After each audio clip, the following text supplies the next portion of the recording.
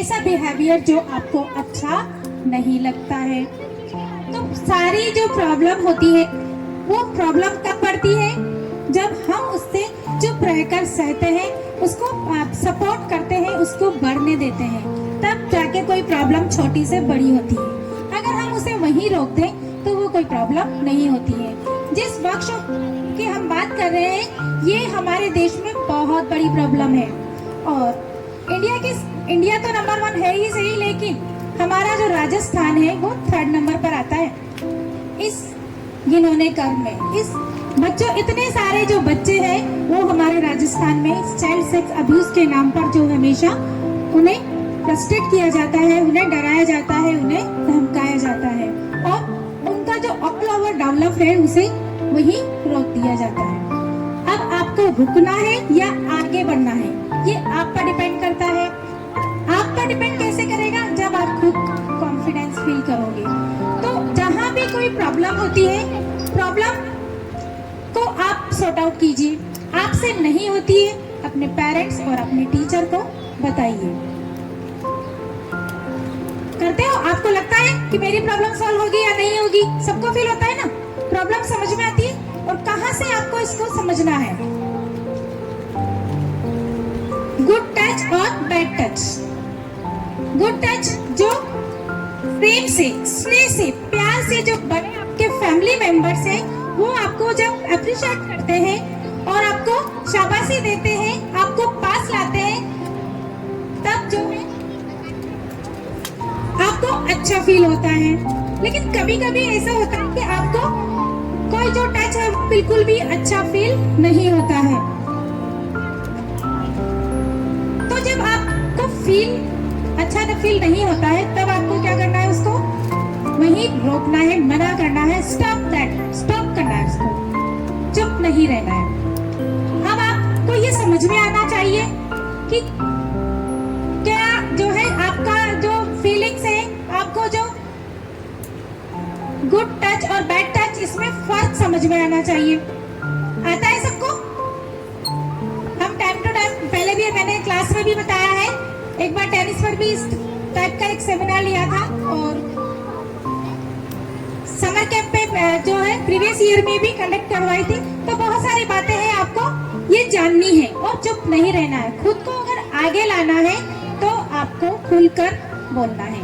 जैसे अभी आपने माइंड वर्कशॉप में माइंड पावर को जगाया, सबके पास बहुत माइंड पावर है, सब पावरफुल है और कोई बच्चा कमजोर नहीं होता है। कमजोर बनता है वो अपने आप से, खुद को दबाता है, अपने मन को रोकता है, तो फिर क्या होता है, वो कमजोर हो जाता है। जब दिमाग काम नहीं करता है फिर हमें आइडियाज नहीं आते। जब आइडियाज नहीं होंगे तो किसी प्रॉब्लम का सॉल्यूशन आपको नहीं मिलेगा। तो ऐसी सिचुएशन अपनी लाइफ में कभी नहीं आने देना है। पब्लिक प्लेस जैसे बस में जब आप सफर कर रहे हो या ट्रेन में, कई जगह इस तरह के केसेस बढ़ जाते हैं। जैसा मैंने अभी बोला था कि हमारा जो राजस्थान है वो 3रे नंबर पर आता है।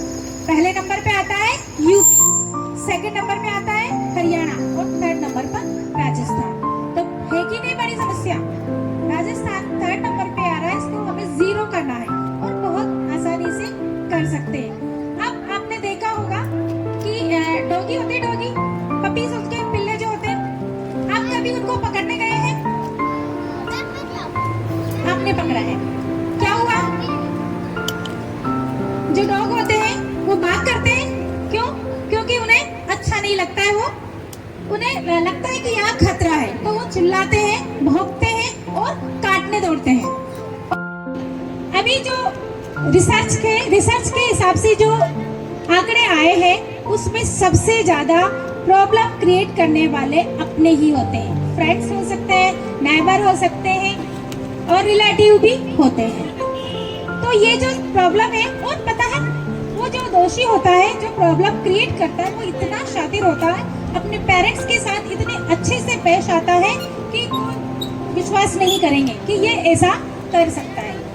फिर आपको लगता है कि मम्मी पापा के साथ ये इतने अच्छे से रहते हैं, मम्मी पापा इनकी हर बात मानते तो मेरी नहीं सुनेंगे। लेकिन आप अगर ऐसा सोचते हैं तो बिल्कुल गलत। आपके मम्मी पापा को आप विश्वास है। आप उनके बच्चे हो, आपकी जिम्मेदारी उनके पास है, तो सबसे ज्यादा अटेंशन वो किसको देंगे? उन रिलेटिव को देंगे या आपको देंगे? तो आपको कभी ऐसा नहीं सोचना है कि मुझे गलत समझा जाएगा या मेरी बात सुनी नहीं जाएगी या फिर मेरी प्रॉब्लम का सॉर्ट आउट नहीं होगा। 101% होगा, बट आपको बताना है। बताना है, अपने पेरेंट्स को बताना है या नहीं? प्रॉब्लम्स में आते हो तो खुद उसको फील करना है, समझना है, या फिर तुरंत अपने पेरेंट्स को बताना है? जैसे उस तितली ने प्रोटेस्ट किया था और वो जल्दी से जो है फ्लाई कर जाती है।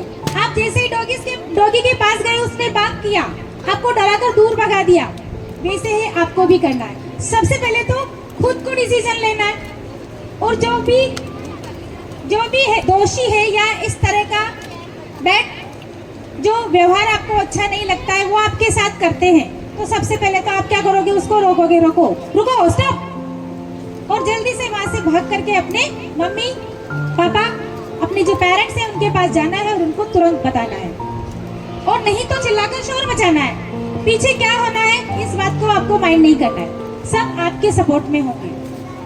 स्कूल में, रास्ते में, कहीं भी ऐसा होता है, आपके स्कूल में आपके टीचर बहुत अवेयर होते हैं, तो आप इस तरह की प्रॉब्लम अपने टीचर्स को बताइए, वहां भी आपका 100% सॉर्ट आउट होगा या नहीं होगा? और जो हम, अगर आप जो क्वेश्चन मेरा ये है कि आपको कब फील होगा, आपको कैसे महसूस होगा कि आपके साथ जो है चाइल्ड अब्यूज या चाइल्ड सेक्स अब्यूज, बुरा व्यवहार दोनों तरह से किस प्रकार से हो रहा है? तो एक तो आपको गुड टच और बैड टच से उसकी पहचान करना है। अब बेटा ये टच से ही आपको पहचान है ऐसा भी जरूरी नहीं है। ये जो है मेंटली आप जो उसकी जो नजर है वो किस तरह से आपको देख रहा है, उससे भी आपको पहचानना चाहिए कि किसकी नजर आपकी तरफ, हमारी तरफ किस तरह से है। उसके देखने से, उसके नजरिए से आपको पता चल जाएगा कि इसके माइंड में क्या चल रहा है, उससे भी आपको दूरी बनानी है। Why are you talking? किसी को कुछ पूछना है? नहीं पूछना, अभी नहीं पूछना है, कोई बात नहीं। बाद में भी अगर आपको लगता है तो मेरे पास सकते हैं, और आपकी प्रॉब्लम का जो सॉल्यूशन है विद इन 2 मिनट्स 3 मिनट्स में आपको सॉल्यूशन मिलेगा। और अगर ऐसा नहीं हुआ है तो आप खुद सोचिए, अभी कितने सारे बच्चे ऐसे हैं जिनको अपनी प्रॉब्लम का सॉल्यूशन यहाँ से मिला है, मुझसे मिला है, सर से मिला है।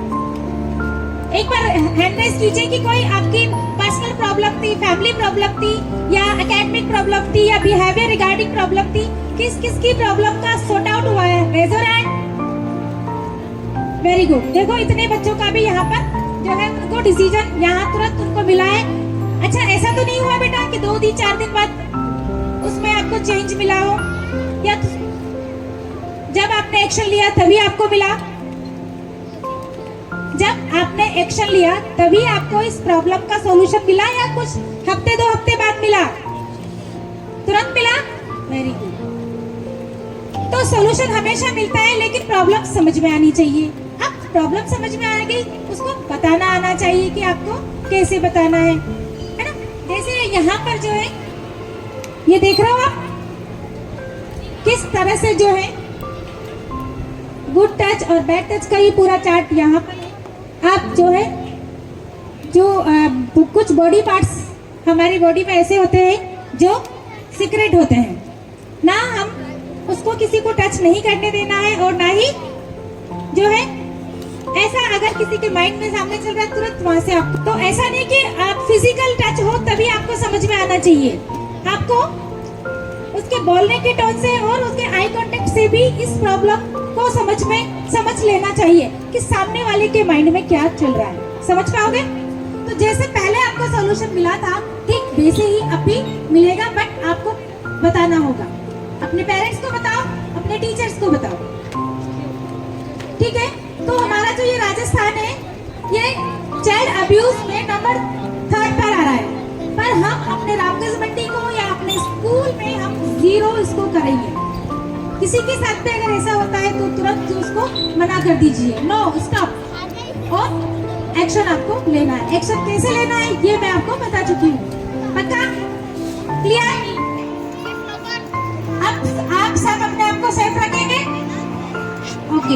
अगर कभी ऐसी प्रॉब्लम आती है तो क्या करोगे? बिल्कुल, और जैसे आपको पहले सॉल्यूशन मिला था वैसे अब भी मिलेगा। Okay, thank you so much.